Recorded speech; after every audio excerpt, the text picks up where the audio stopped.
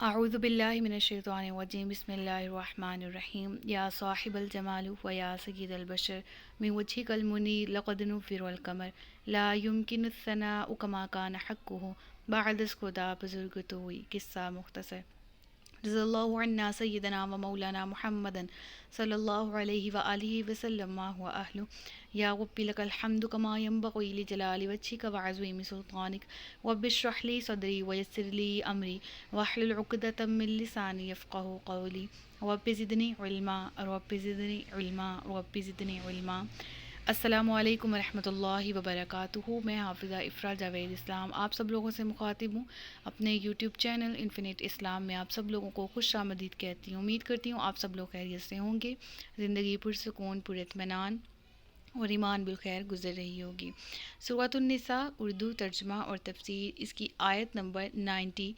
تک ہم گزشتہ اسباق میں پڑھ چکے ہیں۔ آج کے سبق میں آیت نمبر 94 سے باقاعدہ آغاز کر رہے ہیں، جس میں اللہ رب العزت ارشاد فرماتا ہے یا ایھا الذین آمنوا اذا ضربتم فی سبیل اللہ فتبینوا ولا تقولوا لمن القی الیکم السلام لست مؤمنا تبتغون عرض الحیاۃ الدنیا فعند اللہ مغانم کثیرہ کذالک کنتم من قبل فمن اللہ علیکم فتبینوا ان اللہ کان بما تعملون خبیرا۔ اس آیت کا ترجمہ ہے، اے ایمان والو، جب تم اللہ کے راستے میں چلو تو خوب تحقیق کر لیا کرو، اور جو تمہیں سلام کرے اسے یہ نہ کہو کہ تو مسلمان نہیں۔ اس آیت کا شان نزول کچھ اس طرح سے ہے کہ ایک علاقہ فدق تھا جس میں کفار کی قوم آباد تھی، اور یہ قوم کے تمام لوگ کافر تھے، کوئی بھی ایمان نہیں لایا ہوا تھا سوائے ایک شخص کے جس کا نام مرداس تھا۔ تو نبی کریم صلی اللہ علیہ وآلہ وسلم نے جب فدق پر جہاد کرنے کو ایک جماعت بھیجی صحابہ کرام کی، اور انہیں حکم دیا کہ وہاں پر جا کے جہاد کریں، تو یہ لشکر اسلام جب اس باغ، اس جگہ پر، اس مقام پر، اگر میں کہوں اس ایریا پر جس کا نام فدق تھا، وہاں پر پہنچا، اس کے قریب پہنچا، تو وہ قوم جو ہے وہ ڈر کے بھاگ گئی، وہاں سے باغ کھڑی ہوئی، لیکن مرداس وہاں سے نہ بھاگے کیونکہ وہ اس وقت ایمان لا چکے تھے اور مطمئن تھے کہ میں تو اب مسلمان ہوں، مجھے مسلمانوں کی جماعت نقصان نہیں پہنچائے گی۔ لیکن ساتھ ہی ساتھ انہیں اس چیز کا بھی شبہ ہوا کہ کیا پتہ مسلمانوں کی یہ جو جنگ لے کر آ رہے، جنگ جو ہم پر مسلط کی جا رہی ہے، یہ شاید مسلمانوں کی جماعت نہ ہو۔ تو وہ اس خیال سے اپنی بکریوں کو اور اپنے اونٹ وغیرہ کو لے کر ایک پہاڑ کی چوٹی پر چڑھ گئے اور وہاں جا کر پناہ لے لی۔ تو جب وہاں آپ موجود تھے تو دیکھا کہ جب وہ جو جنگ کرنے کے لیے مسلمان آئے، انہوں نے دیکھا کہ کفار پہلے ہی بھاگ چکے ہیں، تو سب نے نعرہ تکبیر بلند کیا۔ اب یہاں پر ان کو بھی یقین آ گیا، مرداس کو بھی، کہ یہ مسلمان ہی ہیں۔ تو جب مسلمانوں نے نعرہ تکبیر بلند کیا تو ادھر سے مرداس بھی پہاڑ کی چوٹی سے نیچے کو اتر آئے، اور آپ نے بھی اونچی آواز سے کلمہ پڑھنا شروع کر دیا۔ جب آپ کلمہ پڑھتے ہوئے قریب آئے مسلمانوں کے، تو آپ نے مسلمانوں سے کہا السلام علیکم، میں مومن ہوں، میں اسلام لا چکا ہوں۔ لیکن اس لشکر میں اسامہ بن زید بھی تھے، وہ یہ سمجھے کہ یہ کافر ہے اور یہ اب ہمارے ہاتھوں پکڑا گیا ہے، تو اپنی جان اور یہ جو بکریاں وغیرہ ہے، اپنا مال، اس کو بچانے کے لیے کلمہ پڑھ رہا ہے، اس لیے ہم کو سلام کر رہا ہے اور پریٹینڈ کر رہا ہے کہ یہ مسلمان ہے۔ لہٰذا اسامہ بن زید نے انہیں قتل کر دیا اور ان کی بکریوں کو اور اونٹ کو قبضہ میں لے لیا۔ جب یہ لشکر مدینہ میں پہنچا اور اس واقعے کی خبر نبی کریم صلی اللہ علیہ وآلہ وسلم کو دی گئی، تو آپ صلی اللہ علیہ وآلہ وسلم کو بہت صدمہ ہوا، انتہائی صدمہ ہوا، اور حضرت اسامہ بن زید نے بھی عرض کیا یا رسول اللہ میرے حق پہ دعائے مغفرت فرما دیں۔ لیکن نبی کریم صلی اللہ علیہ وآلہ وسلم نے آگے سے پھر جواب دیا، اسامہ تم اس کے کلمہ کا کیا علاج کرو گے، یعنی یہ تو کلمہ گو تھا، مسلمان تھا۔ حضرت اسامہ کو بہت سخت ملال ہوا، بہت سخت رنج و غم ہوا،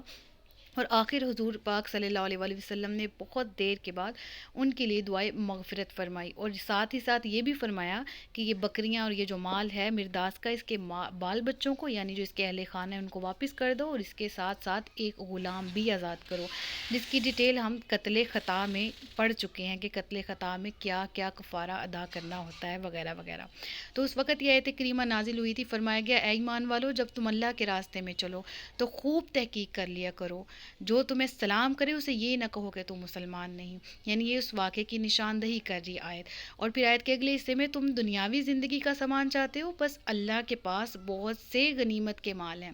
یعنی اس آیت کے اس حصے میں فرمایا گیا کہ جس طرح جلدی میں اگر تم فیصلہ لے لو میدان جہاد میں کسی کو قتل کر دو، ایسا شخص جو تم پر اسلامی پیش کرے اور کہے السلام علیکم، کسی بھی طرح اسلام کا اظہار کرے اور اس پر ظاہری طور پر کفر کا یا دھوکہ دہی کی کوئی علامت بھی موجود نہ ہو، تو تم بلا وجہ اس کو کافر قرار نہ دو، نہ کہو کہ تم دل سے مسلمان نہیں ہو، صرف زبان سے کلمہ پڑھے ہو، بلکہ تم جس طرح جتنی جلدی میں یہ کام کرو گے اتنا ہی رب کے نزدیک یہ ناپسندیدہ ہے، جس طرح کہ حضرت اسامہ بن زید سے بھی یہ کام ہو گیا تھا، قتل ہو گیا تھا جلدی میں۔ تو رب فرماتا ہے کہ مال غنیمت، اگر تمہیں مال غنیمت کا اتنا شوق ہے تو گھبراؤ مت، اللہ کے قبضہ میں بہت غنیمتیں ہیں جو آئندہ تمہیں عطا فرمائی جائیں گی۔ اور اس آیت میں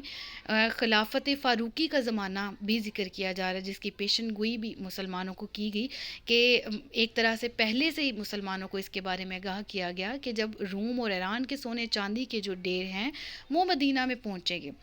اور وہاں کے جو شہزادے شہزادیاں، وہاں کے جو بہت نام لیوا لوگ ہیں وہ یہاں پر مسلمانوں کے ہاں آئیں گے، وہ ان کی غلام اختیار کریں گے۔ لہٰذا خیال رہے کہ اس آیت میں جو زمانہ فاروقی کا ذکر ہے،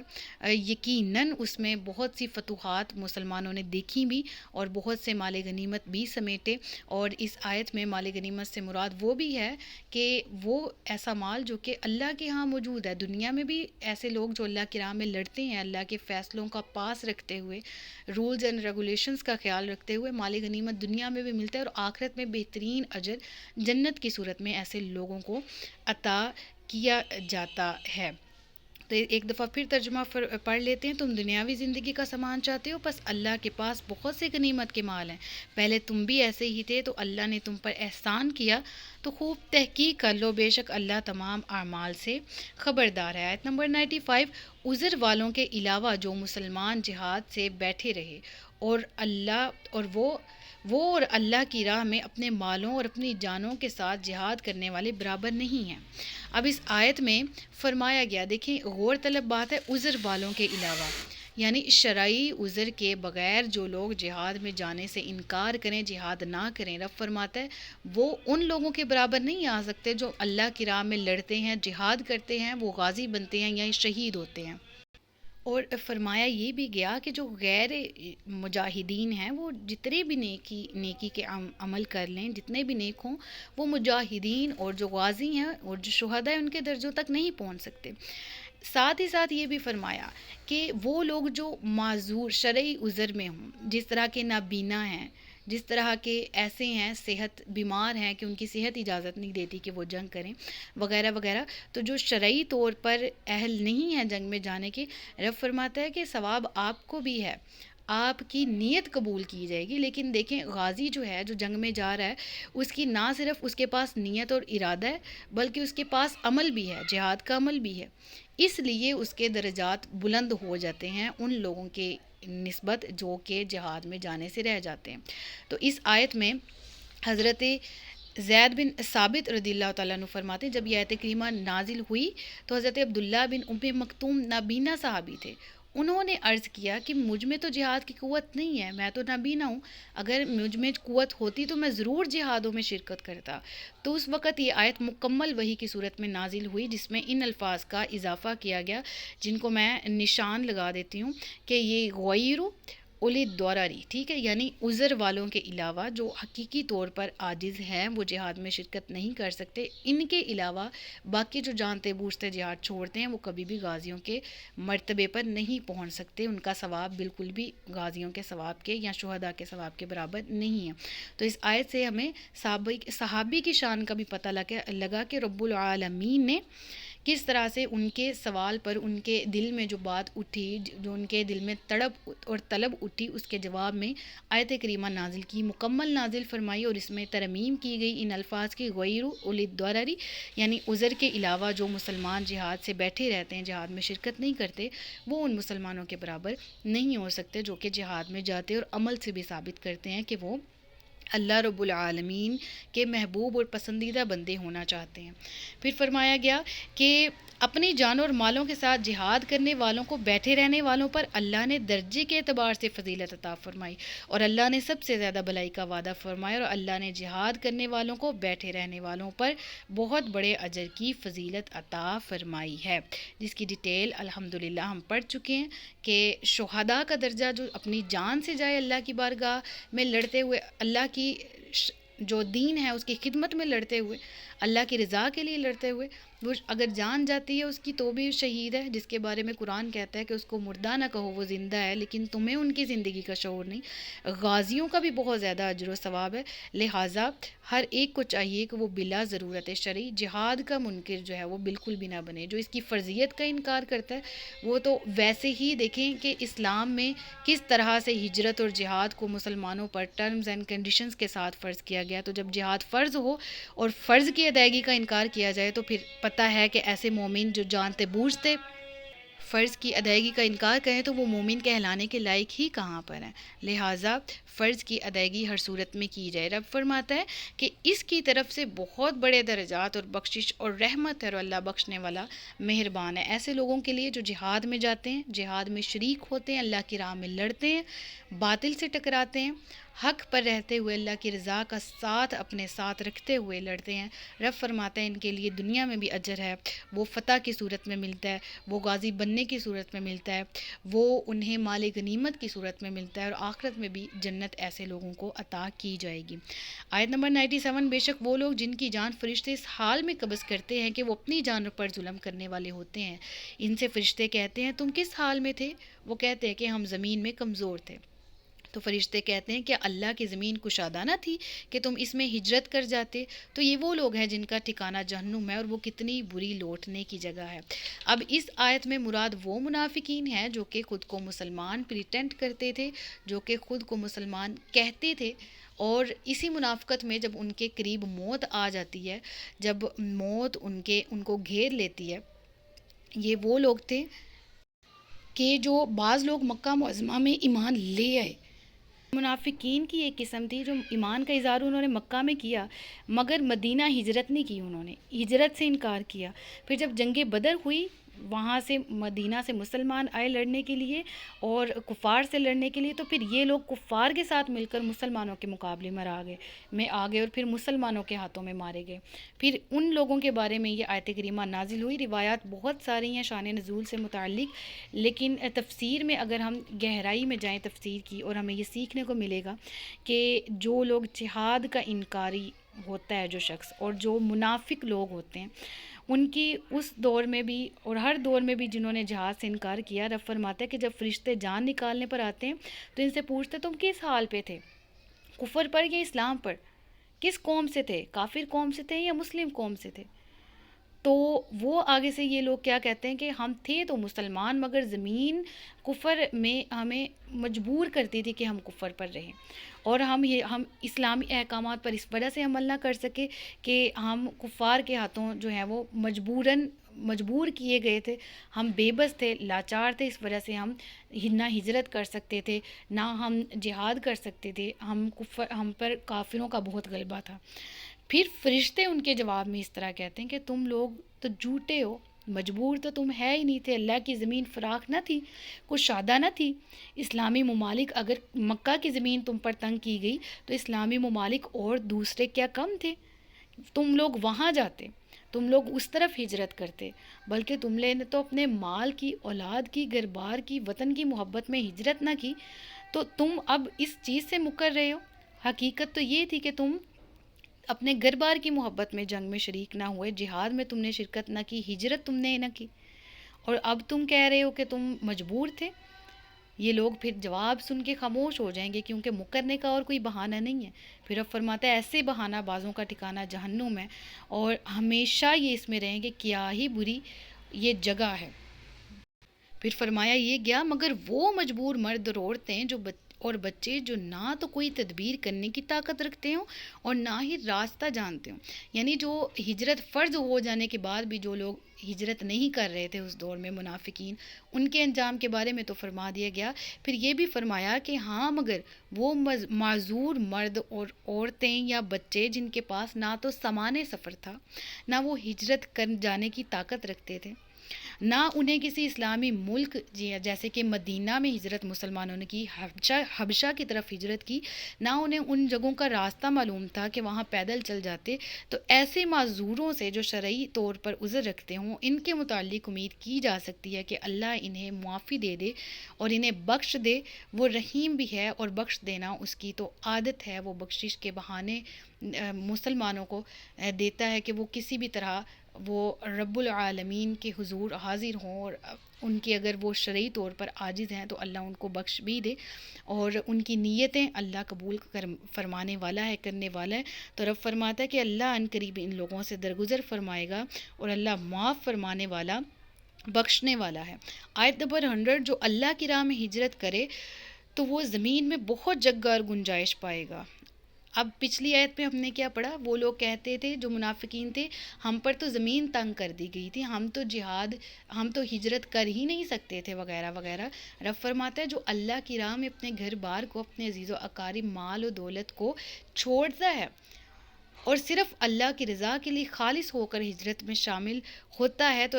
وہ اپنے رب کی زمین کو بہت کشادہ پائے گا. جو اپنے گھر سے اللہ اور رسول کی طرف ہجرت کرتے ہوئے نکلا، پھر اسے موت نے آ لیا، تو اس کا ثواب اللہ کے ذمہ پر ہو گیا، اور اللہ بخشنے والا مہربان ہے.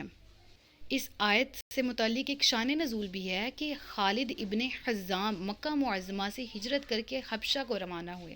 راستے میں تھے، انہیں سانپ نے کاٹ لیا جس کی وجہ سے ان کی وفات ہو گئی، اور اس کے متعلق یہ آیت کریمہ نازل ہوئی. اور بھی مختلف شان نزول ہیں، بہت سی روایتیں ہیں. یعنی نتیجتاً تفسیر یہ ہے کہ جو اللہ کی راہ میں ہجرت کرے لیکن وہ اپنی ڈیسٹینیشن پر نہیں پہنچا، اس سے پہلے ہی اس کو موت آ گئی، تو اللہ کے ہاں وہ مہاجر ہی لکھا جائے گا، اس کو اللہ کے ہاں سے ثواب عطا کیا جائے گا. ایسا نہیں ہے کہ وہ ثواب سے محروم ہو گیا کیونکہ اس کی زندگی نے اس کو اتنی اجازت نہیں دی، اس کی سانسیں ختم ہو گئی، بلکہ اللہ کے ہاں اسے بہترین اجر اور ثواب عطا کیا جائے گا.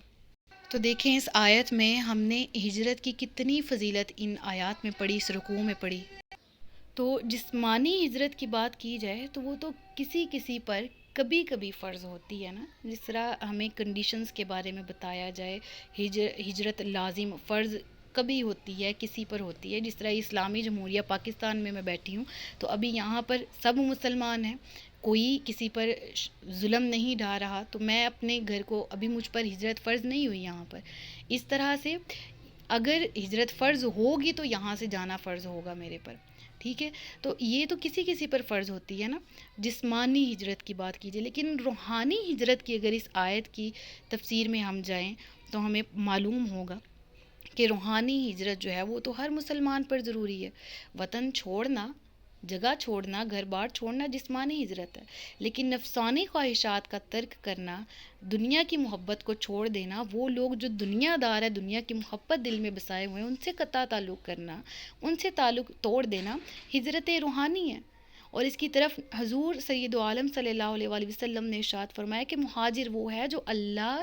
اور رسول کی نافرمانی چھوڑ دے. مہاجر وہ ہے جو کہ گناہوں کو چھوڑ دے اور نیکیوں کی طرف ہجرت کر لے. صوفیہ کرام یہ یہاں تک فرماتے ہیں کہ جس کام میں اللہ اور رسول اللہ کی رضا نہ ہو وہ واجب الترک ہے. تقویٰ کی یہ کنڈیشن دیکھیں، تقویٰ کا عالم دیکھیں، کیا کہتے ہیں کہ ہر کام میں اللہ اور رسول کی رضا کا ساتھ ہو. کوئی بھی دنیاوی کام، ضروری کام، جائز کام کریں، اللہ کو راضی کرنے کی نیت کر لیں.